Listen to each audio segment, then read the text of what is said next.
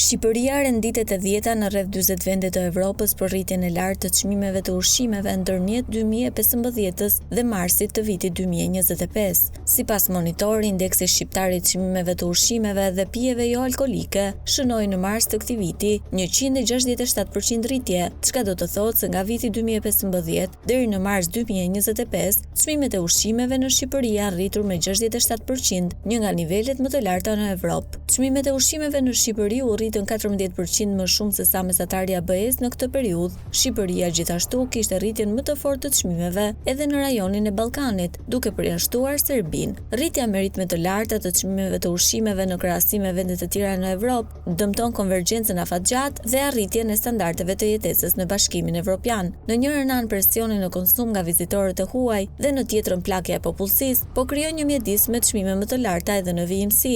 Zhvillimet pozitive në turizëm nuk po nxisin prodhimin bujqësor dhe vendi ka rritur varësinë e furnizimeve me ushqime nga importi vitet e fundit. Teksa kjo varësi po rritet, mungojnë politikat që adresojnë kosto strukturore të zinxhirit të furnizimit ushqimor.